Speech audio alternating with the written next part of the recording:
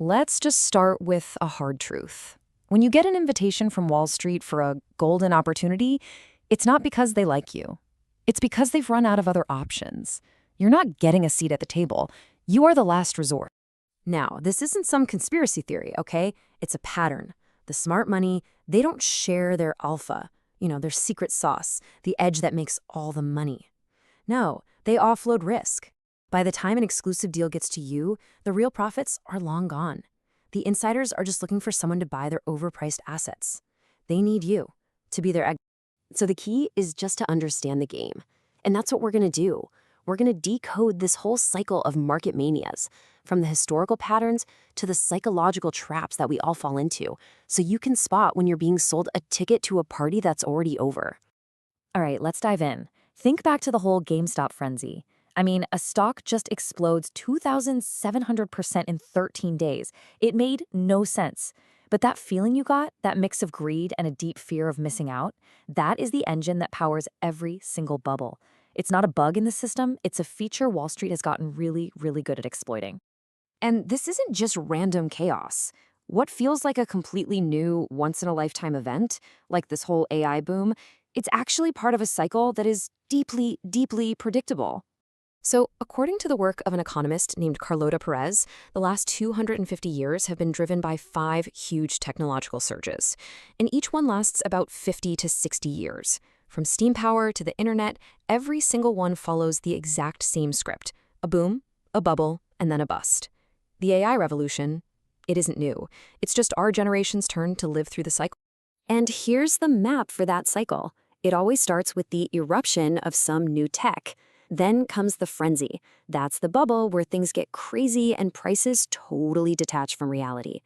After it pops, we get synergy, where the tech actually gets woven into the economy for real. And finally, maturity, when growth slows down and the smart money starts looking for the next big thing. So the big question is, which phase do you think we're in right now? To really get why this pattern repeats, we have to look away from the charts and, well, into our own heads. The flaw isn't in the tech, it's in our wiring. This actually comes down to neuroscience. It's wild.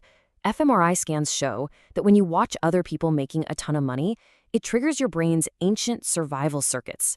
It's the same fight-or-flight response our ancestors had when they saw the rest of the herd running from a predator. All logical thinking just goes out the window. Your only instinct is to join the stampede or risk getting left behind for good. So you've got this primal instinct firing, and then it gets supercharged by confirmation bias. Once you've bought into the hype, your brain literally starts filtering reality. Research shows that analysts are 70% more likely to react to good news than to negative news of the exact same importance.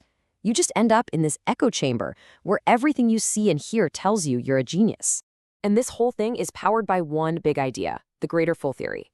It's not about what something is actually worth, not at all. It's a game of hot potato with money, and the price doesn't matter as long as you think you can find a greater fool to sell it to before the music stops. And listen, this isn't just a theory. Right before the 2008 crash, 84% of subprime mortgages required absolutely zero income documentation. Just let that sink in.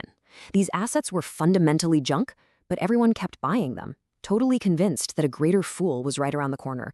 This is what a collective delusion looks like. Okay, but surely the professionals, right? The smart money, they have to be immune to this. Wrong. Their incentives actually make the problem so much worse. Keynes figured this out almost 100 years ago. For a professional fund manager, being wrong when everyone else is also wrong, well, it has basically zero career risk. But being wrong when you're the only one standing against the crowd, that gets you fired, fast. The logic here is pretty simple. When you fail along with the crowd, you just say, hey, the market was unpredictable. You keep your job, you keep your bonus.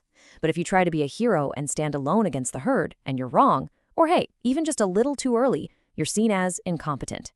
The professional incentive is not to be right, it's to not be wrong by yourself.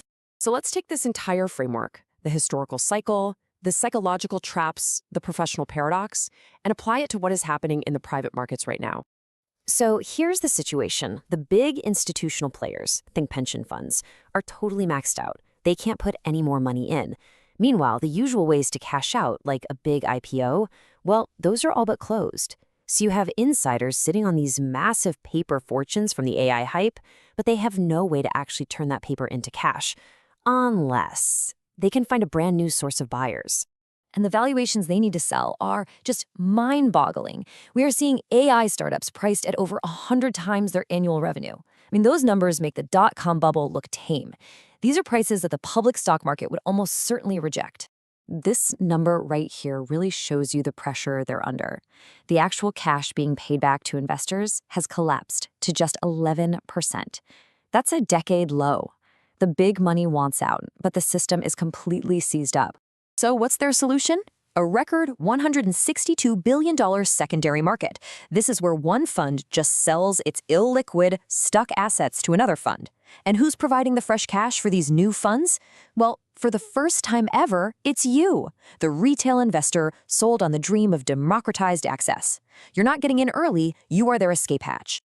Understanding this whole pattern is step one, but step two is building a system to defend yourself against it. You can't trust your instincts in these moments, so you have to trust a system. Look, if you remember one thing from this, make it this. The moment you hear the word democratization in finance, that should be a blaring warning siren in your head. It is not an invitation. It is a signal that the easy money has been made, the cycle is peaking, and the desperate search for the greater fool has officially begun. That is your signal to be cautious, not excited. So here's your defense system. Number one, automate against your own instincts. Use tools like dollar-cost averaging to take emotion out of the equation. 2. Be a contrarian. When everyone else is panicking, that's your signal to start investigating. 3. Question the consensus, especially when everyone agrees something is a sure thing. 4. Limit the noise. Constantly checking your portfolio just feeds the beast. And finally, number 5. Size your positions based on your own research, not on how popular something is. So, ultimately, the choice is yours. The patterns are clear, the psychology is predictable, the playbook is ancient. The herd is always going to run. The only question is whether you have a plan to avoid getting trampled.